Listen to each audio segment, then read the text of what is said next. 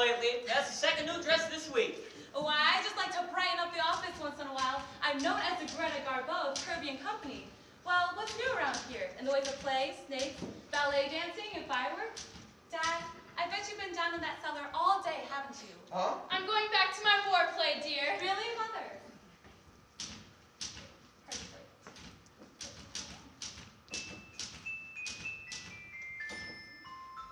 You know you can mail a letter now from Nicaragua for 2 pesos? Really? 2 pesos? That's it. I thought it was 4 pesos, but apparently it's only 2. That's Listen, people, listen. I'm not home to dinner. A young gentleman is calling for me. Oh, really? Who is he? Yes, well, I tried to keep him from coming here, but he's still calling for me. Why don't you both stay to dinner? Oh, well, no, Mother. I want him to take you in easy doses. I tried to prepare him a little bit, but please don't make it any worse than you can help. Don't read him any place, Mother. And don't let a snake bite him either, Grandpa, because I like him. And I wouldn't dance for him either, Essie, because we're going to the Monte Carlo Ballet tonight. Can't do anything. Who is he? The President of the United States?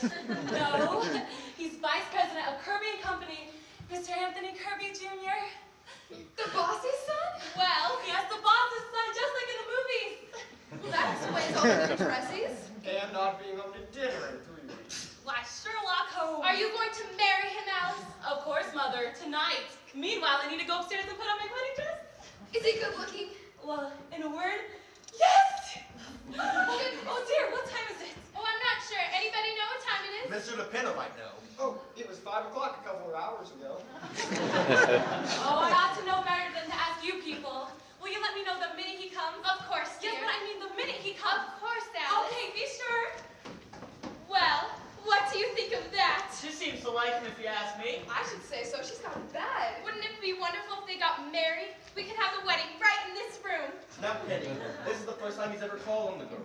Well, you only called for me once, Paul. Young people are different nowadays. Oh, just look at Eddie. I mean, he came to dinner once and just stayed. Oh, yes. I think it's wonderful. Don't you, Grandpa? She certainly seems happy about it. He must be crazy about her. Maybe he's the one who's been taking her out every night. Oh, that must be him.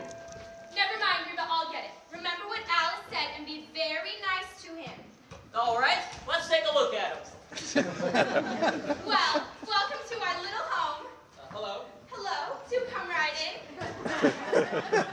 I'm Alice's mother, and that's Alice's father, her grandfather, her sister Essie, and Essie's husband, Ed Carmichael. Now give me your hat and make yourself right at home.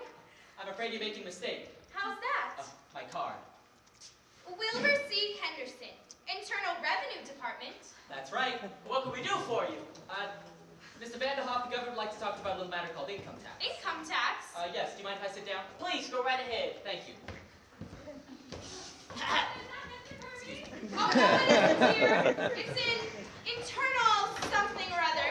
Mr. Sycamore, What is it? Mr. Sycamore, these things are not going on. Not even Mr. Grandpa's business. Pardon me. Oh.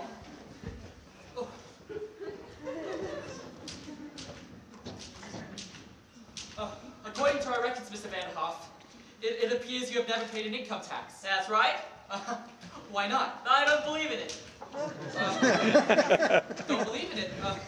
Well, you own property, don't you? I do. And you receive a yearly salary from this property? Yes, sir. Between $3,000 and $4,000. Yes, about that. And you've been receiving it for quite some time now. I have 1901 if you want the exact date. Oh, well, the government's only concerned from 1914 on. That's when the income tax started. Well, Well, it appears, Mr. Vanderhoff, you owe the government 24 years back income tax. Now, wait a minute. You can't go back that far. That's outlawed. What's your name? What difference does that make? You haven't filed income tax before. No. What was your income last year? $28.50. Isn't that right, Essie? Yes, sir. If you please. Now, Mr. Vanderhoff, you understand there's quite a penalty for not filing income tax. so Penalty? look, Mr. Henderson, let me ask you something.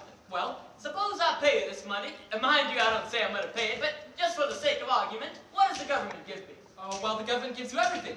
It protects you. What from? Invasion.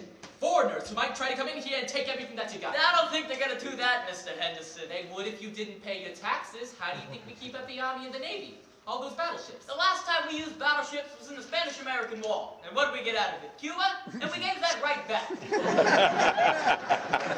You see, I wouldn't mind paying a Sensible? Well, what about Congress and the Supreme Court and the President? We gotta pay them, don't we? And not with my money, no sir. Well, look, I'm not here to argue with you. All I know is that you haven't paid your taxes and you've gotta pay it. Well, they've got to show me. We don't have to show you anything. I just told you. All those buildings down in Washington. And in state commerce. And the Constitution. Oh, please, Mr. Henderson, the Constitution was paid for long ago. and well, interstate commerce, well, what is interstate commerce anyhow? Okay, there are 48 states. See? And without interstate commerce, nothing could go from one state to another. See? Why not? They got fences? No, they don't have fences. They got laws. My God, I've never come across anyone like this before. Ugh. Well, all right. I'll pay about $75, but that's all it's worth. You'll pay every penny just like everyone else. Listen to this, Essie. I think I've improved. And if you listen to me, you'll hear from the U.S. government. That's all I can say. You're going to go to jail if you don't pay your taxes. You're no better than anyone else, and the sooner you get that through your skull, the better. Now, if you'll excuse me, You're right there, Mr. Henderson. I'm fine. How was that, Essie? Fine, Ed. And another thing, oh! Look out for those snakes.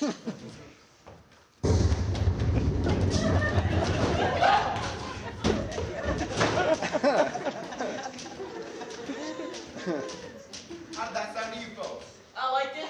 My goodness, he was mad, wasn't he? No, it's not his fault. Just the whole thing's so silly, that's all. He forgot his hat. Say, what size is that hat? 7 1/8. Just right for me.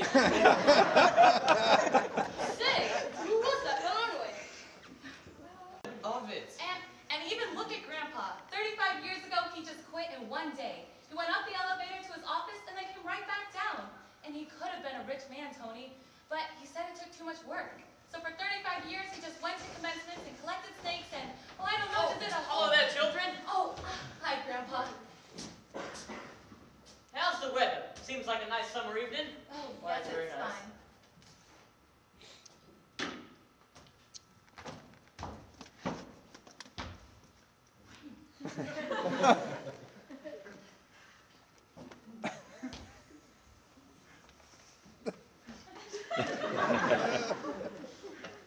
I'm off now.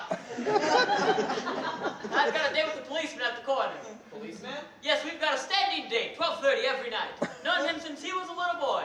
He's really a doctor, but after he graduated, said he didn't want to be a doctor anymore. He'd always want to be a policeman. So I told him, you go right ahead and be a policeman if that's what you want to be.